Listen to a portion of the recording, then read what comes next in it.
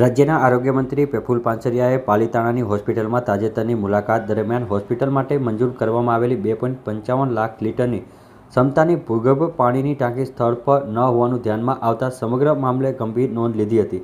મહત્વપૂર્ણ બાબત એ છે કે સ્થળ પર પાણીની ટાંકીનું કામ થયેલું ન હોવા છતાં 50.43 લાખનું બિલ મંજૂર કરી વડી કચેરીએ રજૂ કરવામાં આવતા આ સમગ્ર મામલે ધ્યાને આવ્યું હતું. આ ગંભીર બેદરકારીના પગલે આરોગ્ય મંત્રી પ્રફુલ પાનસરિયાએ તાત્કાલિક અસરથી વિડીયો કોન્ફરન્સના માધ્યમથી પાલિતાણાના હોસ્પિટલ તથા પ્રોજેક્ટના ઇમ્પ્લિમેન્ટેશન યુનિટના સંબંધિત અધિકારીઓ સાથે બેઠક યોજી સમગ્ર ઘટનાની વિગતવાર સમીક્ષા કરી હતી.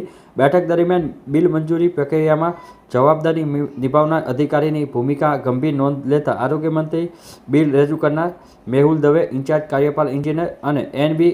કાલિયા નાયબ કાર્યપાલ એન્જિનિયર સામે પોલીસ ફરિયાદ નોંધાવતા સ્પષ્ટ સૂચનાઓ આપી હતી. આ સમગ્ર મામલે સંડોવાયેલી ધર્મનંદન કન્સ્ટ્રક્શન સુરતની બ્લેકલિસ્ટ કરવાની કાર્યવાહી કરવા તેમજ ફરજમાં બેદરકારી બદલ 2 સંબંધિત એન્જિનિયરો સામે ફરજ મુક્તની કાર્યવાહી કરવા પણ આરોગ્ય મંત્રીએ પીઆઈયુના અધિકારીઓને આદેશ આપેલ હતા. આ અંગેની માહિતી જે છે તે 19 ઓગસ્ટના બપોરે 3 વાગે મળી હતી. ગુજરાતના આરોગ્ય વિભાગ દ્વારા પીઆઈયુ દ્વારા અનેક હોસ્પિટલ, પીએચસી, સીએચસી સેન્ટર રિપેરિંગના કામો ચાલે છે. પાલિતાણા સરકારી હોસ્પિટલમાં 2.5 લાખ લીટરની ભૂગર્ભ ટાંકી મંજૂર કરીને અમે વર્ક ઓર્ડર આપ્યો હતો અને મારી સરપ્રાઇઝ વિઝિટમાં પણ મેં આ ટાંકી જોવા ભૂગર્ભ 2.5 લાખ લીટરની ટાંકી જોવાનો આગ્રહ રાખ્યો. ત્યારે ત્યાંના તંત્રને ખબર ન હતી કે અમારે અહીંયા ટાંકી નથી બની, પરંતુ ત્યાંના એન્જિનિયર કાર્યપાલક મેહુલ દવે અને નાયબ કાર્યપાલક એન્જિનિયર એવી કાલિયા દ્વારા અહીંયા બિલ પાસ કરવા માટે એજન્સી ધર્મનંદન કન્સ્ટ્રક્શન સાથે મેળાપણી કરી 2.5 લાખ લીટરની ટાંકી બનાવી જ નથી અને બિલ મંજૂરી કરવા માટે જ્યારે અહીં આવ્યું ત્યારે અમારા પીઆઈયુ વિભાગના અધિકારીશ્રીઓ મારા વિઝિટમાં પણ મેં આ ટાંકી ક્યાંય જોઈ ન હતી. સંપૂર્ણ તપાસ કરતા ત્યાં ટાંકી બની જ નથી અને 55-56 લાખનું બિલ અહીંયા મંજૂર કરવા માટે આ બંને એન્જિનિયરો અને ધર્મનંદન કન્સ્ટ્રક્શન સાથે મળીને જ્યારે આ કૌભાંડ રચ્યું છે ત્યારે કાર્યપાલક ઇજનેર અને નાયબ કાર્યપાલક ઇજનેર બંનેને ફરજ મોકૂફી આજે કરી દેવામાં આવી છે. એમને સસ્પેન્ડ કરી દેવામાં આવ્યા છે.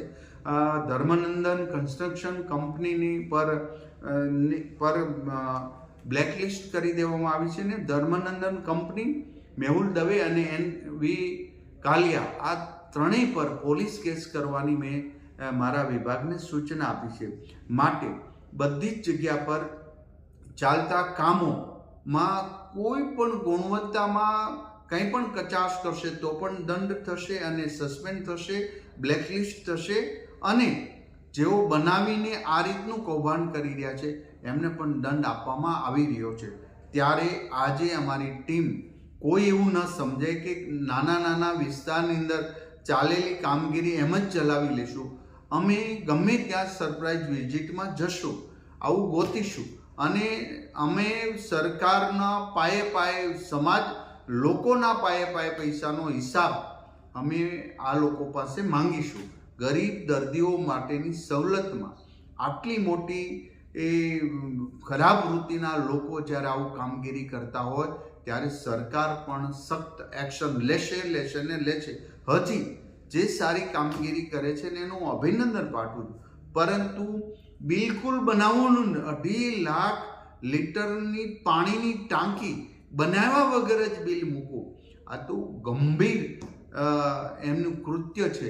અમને પોલીસ કેસ પણ કરવામાં આવશે, સસ્પેન્ડ પણ કરી દેવામાં આવશે અને બ્લેકલિસ્ટ કરી દેવામાં આવશે.